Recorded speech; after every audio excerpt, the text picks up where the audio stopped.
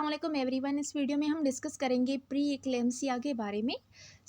Pre eclampsia simply हम इसको बोलते हैं प्रेगनेंसी इंड्यूस्ड हाइपरटेंशन। यानी हाइपरटेंशन का क्या मतलब हुआ? हाइपरटेंशन का मतलब है जब ब्लड प्रेशर इंक्रीज हो जाए अपनी नॉर्मल लेवल से, उसको हम बोलते हैं हाइपरटेंशन। अगर प्रेगनेंसी के दौरान हाइपरटेंशन हो रहा है तो उसको हम बोलते हैं प्री एक्लेम्सिया। सिंपली यही प्री एक्लेम्सिया का मतलब है। हाइपरटेंसिव डिसऑर्डर ड्यूरिंग प्रेगनेंसी, ये यहाँ पर इसकी डेफिनेशन दी गई है। जो प्रेगनेंसी के दौरान हाइपरटेंशन हो उसको हम प्री एक्लेम्सिया बोलते हैं। ओके। अब प्री एक्लेम्सिया मोस्टली स्टार्ट होती है सेकंड या फिर थर्ड ट्राइमेस्टर से। फर्स्ट ट्राइमेस्टर जो है वो 20 वीक्स तक होता है। इससे भी कम होता है, लेकिन यहाँ पर जो उसकी रेंज दी गई है वो 20 वीक्स दी गई है। तो 20 वीक्स जो गेस्टेशन के 20 वीक्स है या फिर बिफोर प्रेगनेंसी और बिफोर 20 वीक्स उसको क्रोनिक हाइपरटेंशन है, तो उसके रिजल्ट में सेकंड ट्राइमेस्टर में उसको प्री इक्लेम्सिया हो सकती है। प्री इक्लेम्सिया का मतलब है hypertension after 20 weeks of gestation with systemic features. अब हाइपरटेंशन 20 वीक्स ऑफ गेस्टेशन के बाद हो सेकंड ट्राइमेस्टर में, और उसके अलावा सिस्टमिक फीचर्स के साथ हो, यानी जो सिस्टमेटिक साइन और सिम्टम्स है वो आपको शो होगी प्री इक्लेम्सिया में। इसको हम बोलते हैं प्री इक्लेम्सिया। देन सेकंड है गेस्टेशनल हाइपरटेंशन। अब गेस्टेशनल हाइपरटेंशन और प्री इक्लेम्सिया में ये डिफरेंस है कि जो गेस्टेशनल हाइपरटेंशन है वो 20 वीक्स के बाद होती है, लेकिन इसमें सिस्टमेटिक फीचर्स नहीं होते। तो यही सिंपली गेस्टेशनल हाइपरटेंशन है। देन यहाँ पर हाइपरटेंशन क्या है? सिंपली अगर सिस्टोलिक ब्लड प्रेशर 140 से अबव इंक्रीज़ कर जाए और डायस्टोलिक 90 से इंक्रीज़ हो जाए तो उसको हम बोलते हैं हाइपरटेंशन, और इसकी एब्रीवेशन है कैपिटल HTN। ओके। नाउ इसकी डिस्कस करेंगे हम साइन एंड सिम्टम्स को। साइन एंड सिम्टम्स में आप एक निमोनिक याद कर लें, प्री। ओके, प्री इसको हम ट्रायड साइन भी बोलते हैं। P stand for protein urea, I stand for rising blood pressure and E stand for oedema. Protein urea का मतलब है कि उसके यूरिन में आपको प्रोटीन का अमाउंट इंक्रीज मिलेगा, इसको हम बोलते हैं प्रोटीन यूरिया। देन सेकंड है राइजिंग ब्लड प्रेशर, यानी हाइपरटेंसिव डिसऑर्डर है तो इसमें ब्लड प्रेशर राइज होता है, इंक्रीज़ होता है। और उसके अलावा थर्ड इसकी मेन साइन है यहाँ पर एडिमा, उसको एडिमा होगी। तो ये इसकी ट्रायड साइन है। उसके अलावा कुछ और भी साइन है जिसमें सिवियर हेडेक हो सकता है उस फीमेल को। उसके अलावा राइट अपर क्वाड्रेंट और एपिगैस्ट्रिक पेन हो सकता है। देन विजुअल डिस्टर्बेंस हो सकती है, यानी उसको देखने में डिफ़िकल्टी हो सकती है। उसके अलावा यूरिन का आउटपुट डिक्रीज़ होगा। अब यूरिन का आउटपुट डिक्रीज़ क्यों होता है? बिकॉज यहाँ पर क्या हो रहा है कि एडिमा हो रही है। एडिमा में क्या होता है कि जो ब्लड से फ्लूइड शिफ्ट होता है बाहर इंटरस्टिशियल स्पेसेस में, जिसमें हाइपोवोलीमिया हो जाता है। अब फॉर एग्ज़ाम्पल आप ये सपोज़ करें कि किडनी की तरफ ब्लड का फ़्लो कम है। जब ब्लड का फ़्लो कम होगा तो यूरिन का आउटपुट ऑटोमेटिकली डिक्रीज़ हो जाएगा, तो इसीलिए यहाँ पर आपको डिक्रीज़ यूरिन आउटपुट मिलेगा। उसके अलावा हाइपर रिफ्लेक्सिया का मतलब है उसके जो रिफ्लेक्सेस हैं वो हाइपर हो जाएंगे, तो उसको हम बोलते हैं हाइपर रिफ्लेक्सिया। उसके अलावा रैपिड वेट गेन। अब रैपिड वेट गेन क्यों हो रहा है? बिकॉज जो फ्लूइड है वो वास्कुलर कंपार्टमेंट से शिफ्ट हो रहा है इंटरस्टिशियल स्पेसेस में, जिसकी वजह से फ्लूइड ओवरलोड हो रहा है और एडिमा हो रही है।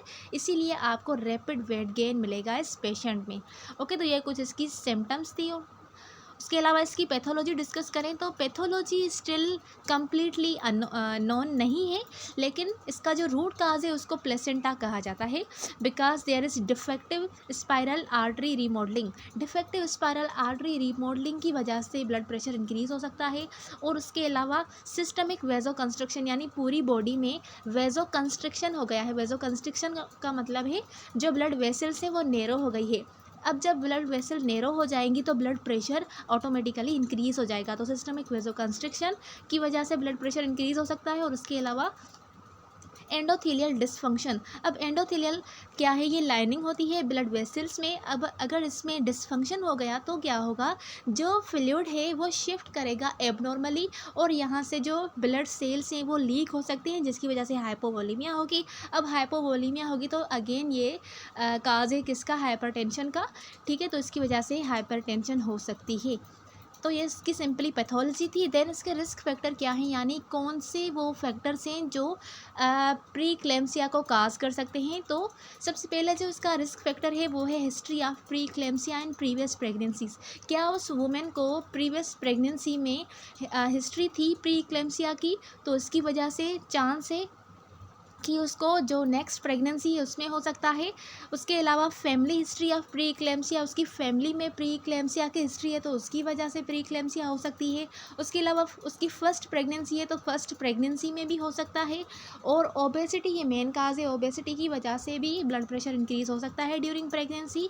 उसके अलावा अगर हम एज की बात करें तो वेरी यंग, जो बहुत कम उम्र में मैरिज करते हैं और उसके अलावा प्रेग्नेंट होती हैं लेस देन 18 ईयर्स की अगर कोई गर्ल है, तो वो जब प्रेग्नेंट हुई तो उसको वो भी रिस्क पर है प्री इक्लेम्सिया के लिए। और उसके अलावा वेरी ओल्ड, जो बहुत ज़्यादा ओल्ड है, ओल्ड एज में प्रेग्नेंट हो रही है, यानी 35 ईयर्स के बाद वो प्रेग्नेंट हो रही है, तो उस दौरान भी वो रिस्क पर है प्री इक्लेम्सिया के लिए। So greater than 35 is equal to AMA। AMA का मतलब है एडवांस मैटरनल एज। अगर एडवांस मैटरनल एज है तो वो भी रिस्क पर है प्री इक्लेम्सिया के लिए। देन मेडिकल कंडीशन, कोई मेडिकल कंडीशन जैसे कि क्रोनिक हाइपरटेंशन है उसको, या फिर उसको रीनल डिजीज़ है, डायबिटीज़ या फिर ऑटो इम्यून डिजीज़, ये सारे मेडिकल कंडीशन हैं जिसकी वजह से प्रेगनेंसी के दौरान प्री इक्लेम्सिया हो सकती है। तो सिंपली ये इसके रिस्क फैक्टर थे। उसके बाद हम डिस्कस करेंगे इसके कॉम्प्लिकेशन को। तो अगर प्री इक्लेम्सिया सीवियर हो रहा है तो उससे दो कॉम्प्लिकेशन हो सकती हैं, एक है हेल्प सिंड्रोम और दूसरा है इक्लेम्सिया। अब हेल्प ये एक लाइफ थ्रेटनिंग कॉम्प्लिकेशन है, उसके अलावा इसको हम वेरिएंट ऑफ प्री इक्लेम्सिया भी बोलते हैं। अब यहाँ पर ये निमोनिक है help, HELLP। H stand for haemolysis. इसमें क्या होगा, जो ब्लड है वो ब्लड के जो सेल्स हैं उसकी ब्रेकडाउन होगी, तो उसको हम बोलते हैं हिमोलाइसिस। ठीक है। उसके अलावा EL stand for elevated liver enzyme. इस कंडीशन में जो लिवर के एंजाइम्स है वो इंक्रीज़ हो जाएंगे। एंड LP जिसका मतलब है लो प्लेटिलेट काउंट, प्लेटिलेट का काउंट भी डिक्रीज़ हो सकता है, जो कि लाइफ थ्रेटनिंग कॉम्प्लिकेशन काज कर सकता है। दूसरी इसकी कॉम्प्लिकेशन है इक्लेम्सिया। अब इक्लेम्सिया का मतलब है सीजर एक्टिविटी और कॉमा। प्री इक्लेम्सिया जब सीवियर हो जाए तो उसके बाद इक्लेम्सिया कंडीशन होती है जिसको हम सीजर एक्टिविटी या फिर कामा बोलते हैं। सीजर का क्या मतलब है, सीजर का सिंपली मतलब है कि आपके ब्रेन से एबनॉर्मल सिग्नलिंग जो है ना वो स्टार्ट हो रही है, तो इसको हम बोलते हैं सीजर एक्टिविटी या फिर वो कोमा में जा सकता है। अब इसकी इमीडिएट केयर क्या हो सकती है, इमीडिएट केयर ये है इसकी, तो इसमें आप साइड लाइन पोजिशन देंगे। उसके अलावा padded side rails with pillow and blanket उसको प्रोवाइड करेंगे। देन इसको आप ऑक्सीजन थेरेपी देंगे। उसके अलावा सक्शन प्रोवाइड करेंगे अगर नीड है। देन डू नॉट रिस्ट्रेन, उसको रिस्ट्रेन नहीं करना, एंड डू नॉट लीव। तो ये कुछ इसकी इमीडिएट केयर थी फॉर इक्लेम्सिया। देन इसकी मेडिकल ट्रीटमेंट देखा तो मेडिकल ट्रीटमेंट इसके लिए मैग्नीशियम सल्फेट है। So magnesium sulphate given to prevent seizure during and after labour. ये इक्लेम्सिया में जो सीजर्स होते हैं उसको प्रिवेंट करने के लिए ड्यूरिंग या फिर आफ्टर लेबर में हम मैग्नीशियम सल्फेट दे सकते हैं। उसके अलावा आपने ये भी याद रखना है कि जो मैग्नीशियम है वो एक्ट करता है लाइक अ डिप्रेसेंट, यानी जब आप उसको एडमिनिस्टर करेंगे तो उसका जो साइड इफ़ेक्ट होगा तो वो क्या होगा, डिप्रेसेंट होगा, उस बंदी को डिप्रेस कर देगा। तो इसकी जो थेरेपेटिक रेंज है वो है 4 से 7 मिलीग्राम पर डेसीलीटर। तो मेक श्योर आपने जो इसका डोज है उसको याद रखना है। ओके। अगर इसकी टॉक्सिसिटी हो गई मैग्नीशियम सल्फेट की तो उसके बाद में क्या करेंगे, जब इसकी टॉक्सिसिटी होगी तो इसका जो रेस्पिरेटरी रेट है वो डिक्रीज़ हो जाएगा 12 से, क्योंकि हमें पता है कि ये क्या है, मैग्नीशियम सल्फेट एक डिप्रेसेंट है। तो इसकी वजह से अगर इसकी टॉक्सिसिटी हो गई तो डिप्रेसेंट की वजह से रेस्पिरेटरी रेट डिक्रीज़ हो सकता है। उसके अलावा उसके डीप टेंडन रिफ्लेक्सेस डिक्रीज़ हो सकते हैं। ओके। ऊपर क्या हो रहे थे, इंक्रीज़ हो रहे थे, लेकिन यहाँ पर क्या है, इसकी टॉक्सिसिटी की वजह से डीप टेंडन रिफ्लेक्सेस डिक्रीज़ हो सकते हैं। देन यूरिन आउटपुट डिक्रीज हो सकता है 30 ml per hour, because magnesium is excreted in urine, that's why decrease urine output and increase magnesium level. और उसके अलावा इसकी ईकेजी चेंजेस आपको मिलेगी। तो इसके लिए एंटीडोट क्या होना चाहिए, calcium gluconate, because magnesium sulphate can cause respiratory depression. तो यहाँ पर आपको इसका एंटीडोट पता होना चाहिए जो कि क्या है, calcium gluconate. Okay, so this was the whole quick review over pre eclampsia and eclampsia.